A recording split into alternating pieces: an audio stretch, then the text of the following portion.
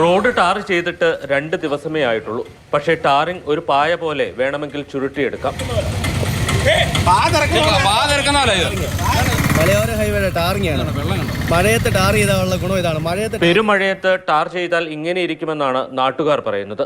കിഫ്ബിയിൽ നിന്നുള്ള 78 കോടി രൂപ ഉപയോഗിച്ച് നിർമ്മിക്കുന്ന ഇടുക്കി ജില്ലയിലെ വണ്ണപ്പുറം മുതൽ കമ്പംമേട്ട് വരെ നീളുന്ന സംസ്ഥാന പാതയാണിത്. നാട്ടുകാരുടെ പ്രതിഷേധത്തെ തുടർന്ന് ടാറിംഗ് നിർത്തിവെക്കേണ്ടി വന്നു.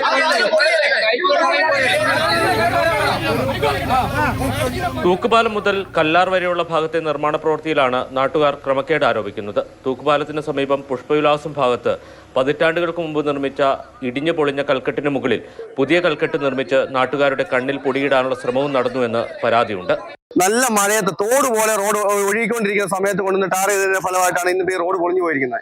ജനങ്ങളുടെ കണ്ണിൽ പൊടിയിട്ട് രാത്രി കാലങ്ങളിലാണ് റോഡ് പണി നടക്കുന്നത്. ഇന്നത്തെ പണി അവസാനിപ്പിച്ചു എന്ന് പറഞ്ഞു പോയതിനു ശേഷം എല്ലാവരും വീട്ടിൽ പോയതിനു ശേഷം രാത്രി 12 മണി 1 മണി ടൈമിൽ വന്നിട്ട് ഇവർ റോഡ് പണിതിട്ട് അവർ പതിവ്. റോഡ് നിർമ്മാണത്തിൽ അപാകതയില്ലെന്നാണ് കേരള റോഡ് ഫണ്ട് ഉദ്യോഗസ്ഥർ പറയുന്നത്. മഴ ടാറിങ്ങിനെ പ്രതികൂലമായി ബാധിച്ചിട്ടില്ലെന്നും ടാർ ഉറയ്ക്കണമെങ്കിൽ 72 മണിക്കൂർ വേണമെന്നും ടാർ ഉറച്ചോ എന്ന് പ്രദേശവാസികൾ റോഡിളക്കി നോക്കിയതാണ് പ്രശ്നങ്ങൾക്ക് കാരണമെന്നുമാണ് ഉദ്യോഗസ്ഥരുടെ വാദം. ഈ പ്രവൃത്തി ചെയ്തവർക്കെതിരെ നിയമ നടപടി സ്വീകരിക്കുമെന്നും ഉദ്യോഗസ്ഥർ വ്യക്തമാക്കി. മാതൃഭൂമി ന്യൂസ്, ഇടുക്കി.